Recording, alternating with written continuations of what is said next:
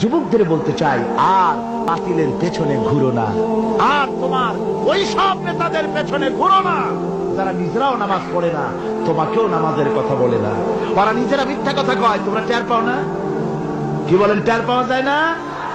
মারামারি করে নিজেরা আর বদনাম দেয় অপরের উপরে। চোখের সামনে যারা এরকম পারে, চোখের সামনে যারা এরকম পারে, তাহলে রাত দিন 24 ঘন্টা তাদের আমলটা কেমন?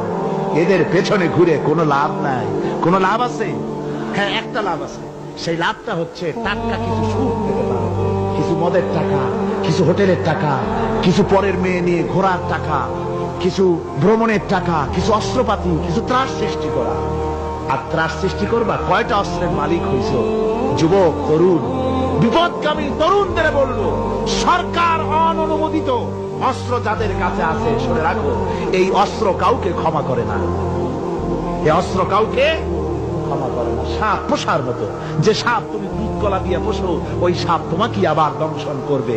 ওঝা মরে না মরে না, সাপ খেলা যারা দেখায় তারা মরে কিনা, ওই সাপেই তাকে কাটে।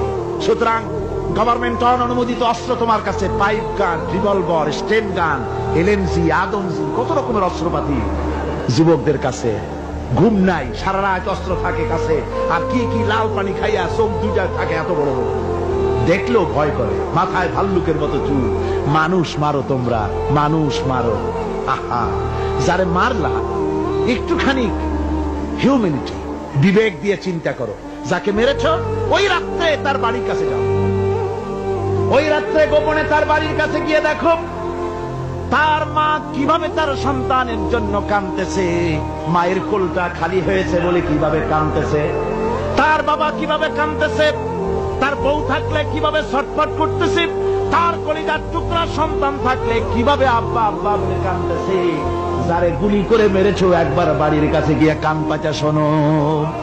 মনে রাখো যুবক, সন্ত্রাসীরা, শুনে রাখো, অস্ত্র দিয়া মানুষকে যারা মেরেছো, আল্লাহর কসম করে বলি, যেভাবে মেরেছো ওইভাবে তোমাকেও নিহত হতে হবে, কোনো সন্দেহ নাই। বাড়িতে গিয়ে ডায়েরিতে লিখে রাখো আমার কথা। থামুন, বাড়িতে গিয়ে ডায়েরিতে লিখে রাখো, ডায়েরিতে লিখে রাখো।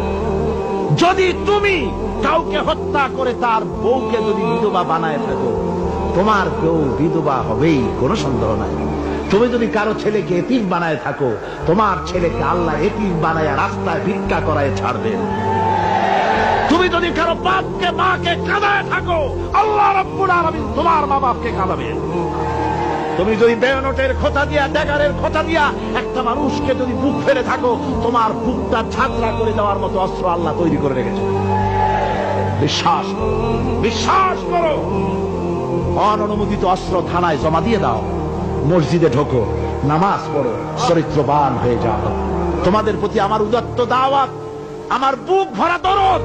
তোমাদের বিরুদ্ধে আমাদের কোনো বিদ্বেষ নাই, হিংসা নাই, আছে কলিজা বড় দরদ। দেখতে পাচ্ছি জাহান্নামের দিকে যাচ্ছ। এ পথটা কোন দিকের পথ? যারা বলেন কোথার পথ? ওই নেতাদের পিছনে আর চলো না, তওবা করো। ওই নেতাদের পিছনে আর যাবে না যারা তোমাদেরকে টাকা দেয় আর অস্ত্র দেয়, যারা তোমাদেরকে মদ দেয় আর নারী দেয়, ওদের পেছনে আর চলবে না। ওয়াদা করো। যুবকরা কি পারবে ওয়াদা করতে? ওই সব নেতাদের পিছনে জীবনে আর যাবে না, ওয়াদা করতে পারো? হাত উঁচু করে দেখাও যুবকেরা।